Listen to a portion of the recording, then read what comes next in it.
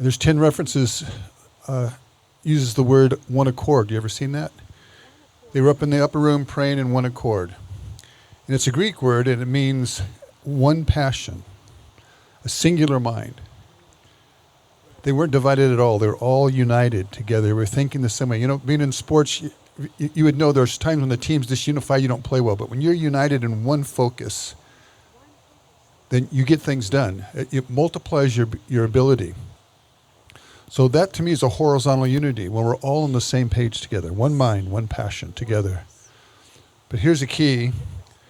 In John 15:16, it says, "You have not chosen me," this is Jesus speaking, "but I've chosen you and ordained you that you should go and bring forth fruit, and that your fruit should remain." Then listen to this, "that whatever you ask the Father in my name, he may give you." How about you? I've always puzzled with that. I can ask anything and you'll give it to me? Have you noticed that doesn't work? There's a lot of things I've asked for. But I think what he's saying here is it comes out of abiding in him. It's a vertical unity. I pray the prayers he has, and I pray his will according to his will. When my will blends with his will, there's unity and your prayers are answered. So there's this vertical unity with the Father by abiding, and there's a horizontal unity between us. So when we're united in him, he unites us.